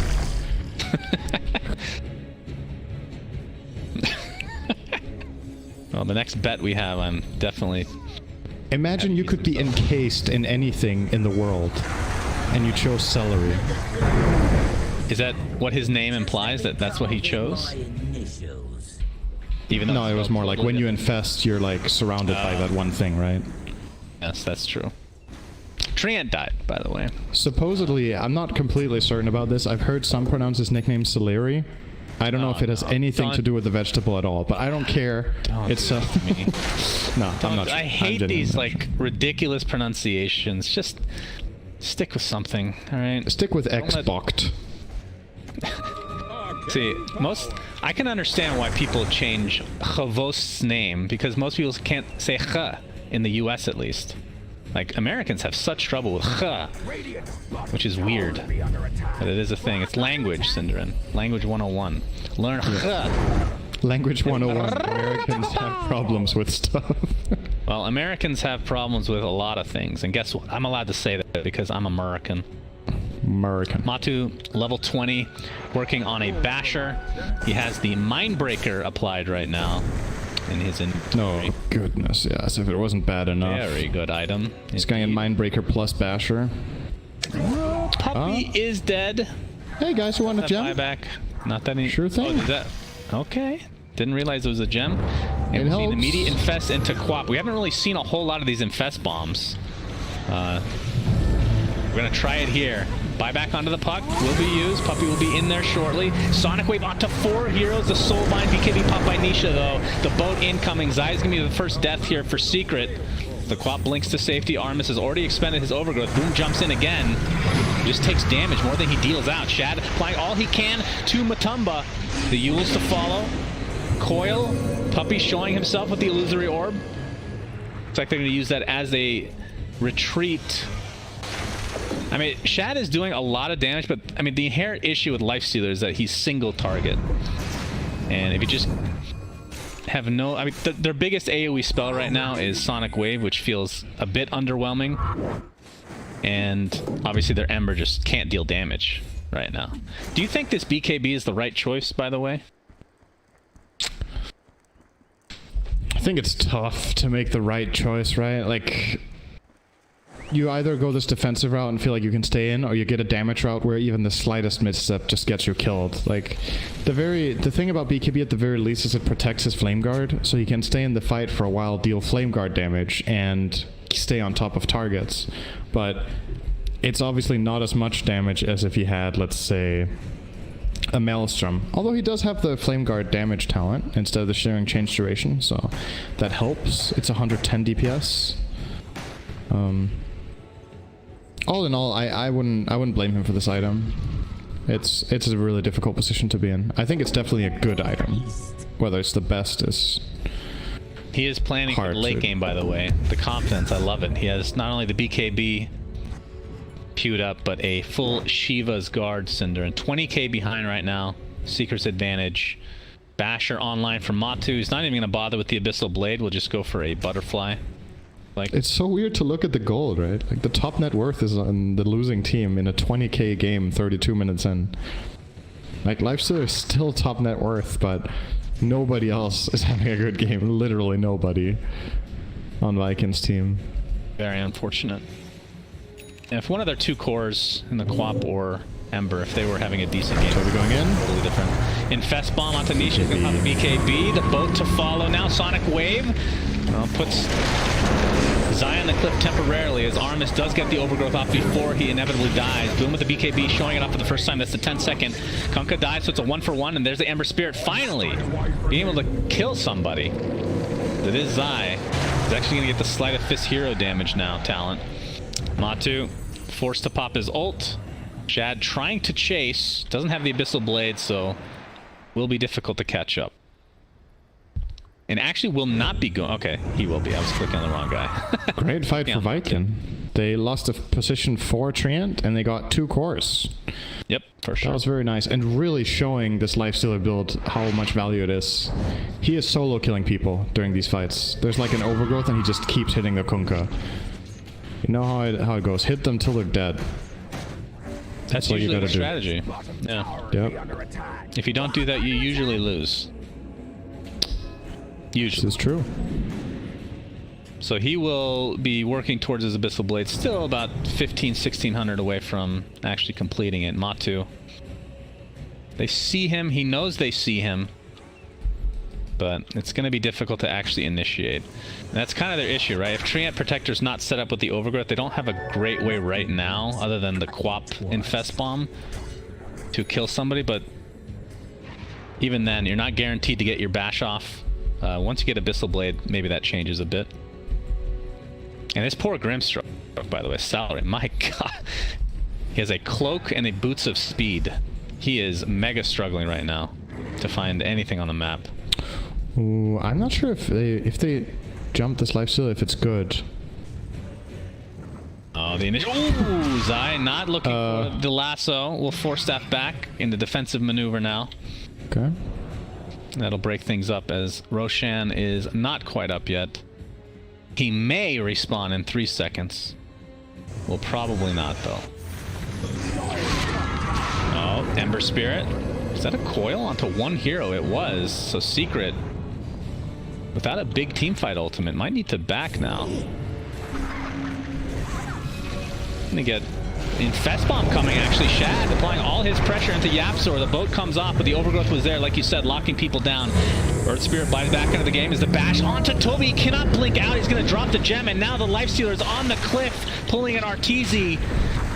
He cannot get down in any way, shape, or form, and they will find this kill. He is armlet toggling very nicely. You can only do this for so long. Attempting to keep out. Wait a second. He actually gets out. Oh my lord. This Lifestealer playing out of his mind right now as Aramis will be the sacrifice. I believe all they lost was 2. That was a buyback on. They lost 3. They lost Quap as well, but... Did she buy back then? I mean, all things considered, this was a fight that they had way worse positioning for than the previous one, and this time around managing to keep a couple of key heroes alive, like Batrider not dying instantly. Bash onto Matu. He's gonna use his ult though. Oh my god. Oh my god, he's so fast. So much damage. Still has his halberd up. Buyback onto the Grimstroke. Sonic Wave onto 3. The bash is there! They're gonna kill Matu!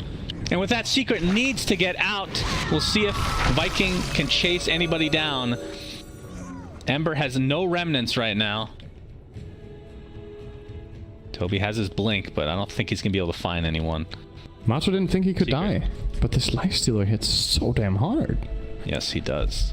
He really is nailing it this game. Gotta give it to Shad. He's playing a really good game from behind. It's not easy playing Lifestealer in games that you're losing, because a lot of the time, you know, you have this like balance of, okay, I've got my rage that I can fight in, and then outside of that, I'm fragile. I can get killed. But he's doing a really good job at reading what he can get away with. Aramis is dead. Oh, the leveler was picked up. Do you prefer that on Lifestealer, or do you like the Orb of Destruction for the extra minus armor? Oh, both teams got the leveler, actually.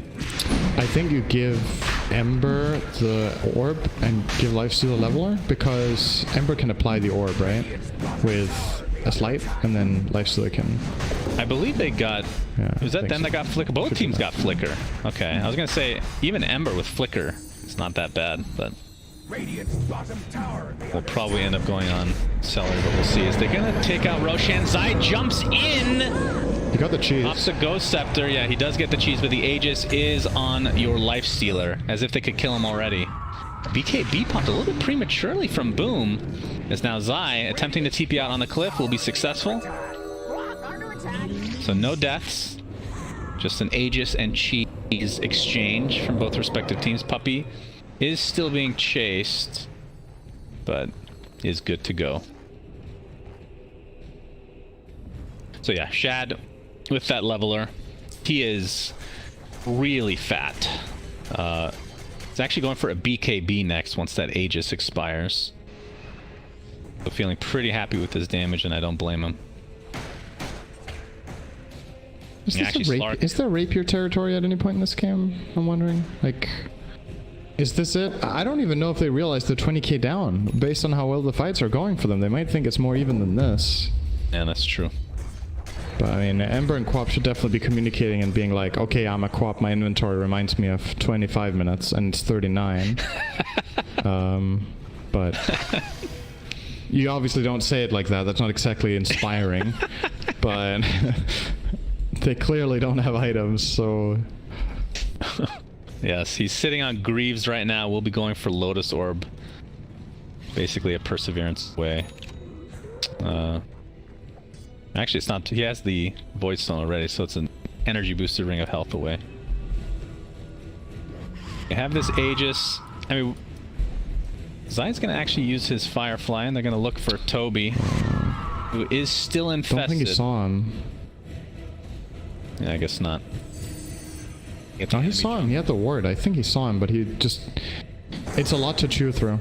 The infested Quap has so much health. Lifestealer is very close to level 25, by the way. Actually gets it right now. Gonna get it in Quap's belly. I think he has to get out to level it, or do you not? Do you have to infest out to level your... I think so, yeah. You don't have access to your skill tree and talents when you're... I think. Maybe you do have access to your talents, but not skills. Actually, either way, he jumped out, so I don't know for sure. Matu being chased. So Shad is the highest level in the game right now. I mean, as well as Matu has played, he's only died twice and has 20 kills, 27 permanent agility. He's still only level 24, and he just hit 24 now. That's actually extremely surprising. He's the same level as Nisha. Man. Yep. Matu has died in, I think the 2 deaths he had, there might have been follow-up kills after. I don't remember exactly how he died. Nisha also has better CS. He has another 50 creeps, so that's obviously a lot of experience too. Toby jumps in and not able to find... By the way, Shad is actually pocketing his leveler, I'm assuming for the buildings. Oh, now he's changing it again to hit this, but he used spider legs for a while there. Might be switching back. Yeah, he doesn't have a boot slot because of... yeah, that's true. Okay. He's gonna pound into this tower with that leveler. The fortification is popped, though. The pounce. Not gonna be really... there we go. Start of the fight now. The Yules onto the Batrider. As Rage is popped by Shad again. Lotus applied as well. The boat's coming in. Not gonna really connect on anybody. The buff will still be there. As Batrider dies instantly. 4v5, and this tower at the very least is dead. We'll see if Viking can get any more. Puck requiring the services of nobody, because he apparently can get out versus 4 other heroes very easily. Chad's just going to continue on. He doesn't care at all. Still has that Aegis, so this is going to be, at the very least, massive damage to this tier 3 tower. Despite being down 22,000 gold, Viking is making this game look very even. As this tier 3 will now fall. getting kited.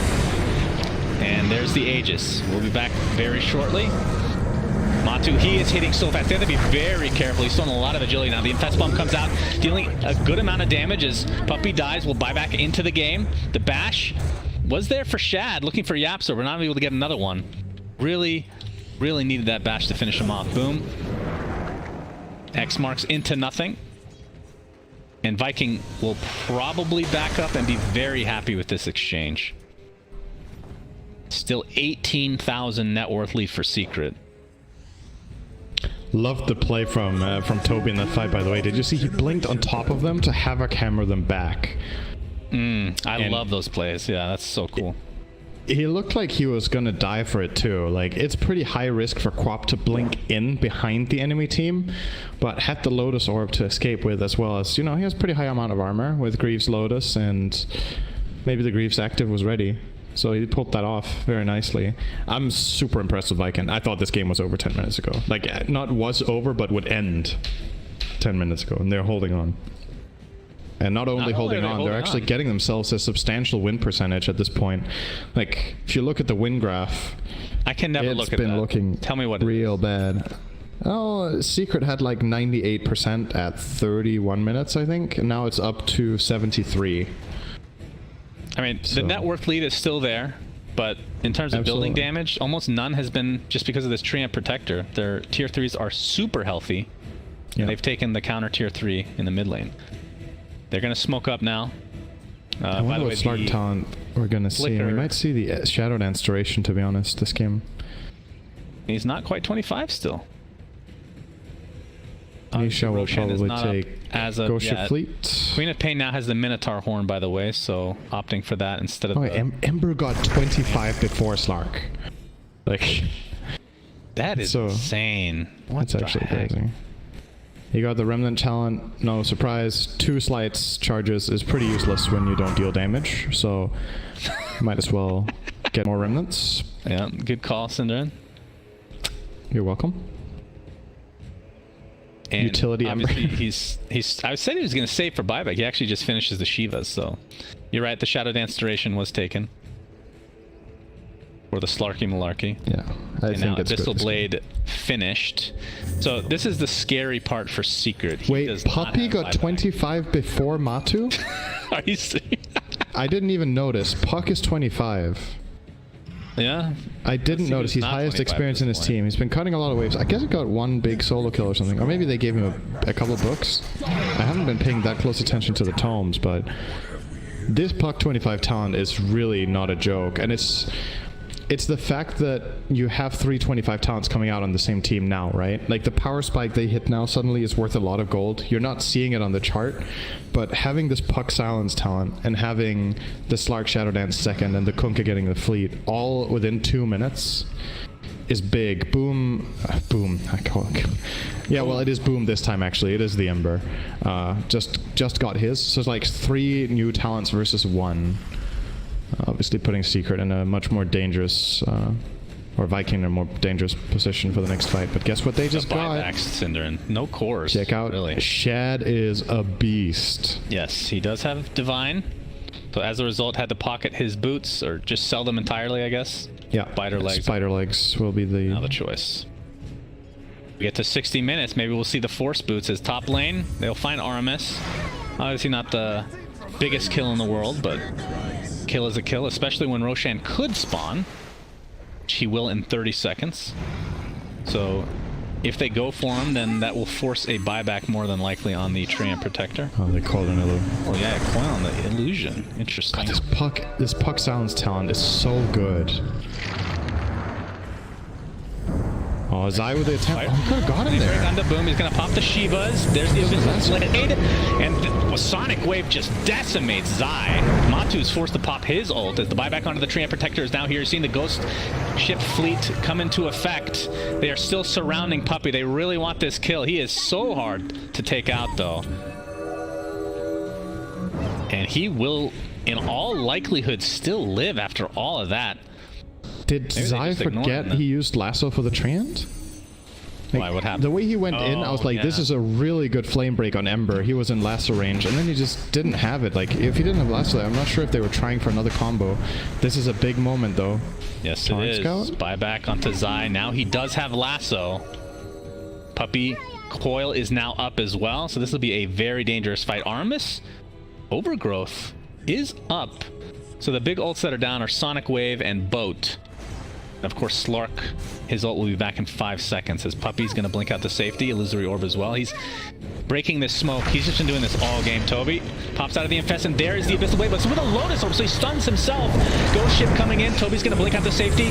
Boat's not really going to connect to anybody. There's a Grimstor Gold coming to effect, but Toby will be first to fall for Viking as he buys back instantly. And let's look at this lifesteal. He's lassoed up, and then halberted on top of that, so he can't deal damage. He's getting really low. The Infest Bomb is down as well. So that is the Divine Rapier. We'll see who picks that up in just a moment as Aramis attempting to get out of dodge, but no buyback on the Lifestealer. And as well as Viking have played in this game to extend it, this might be the end now. As the Divine is on Nisha, the Kunkka. Pretty good hero to get that on.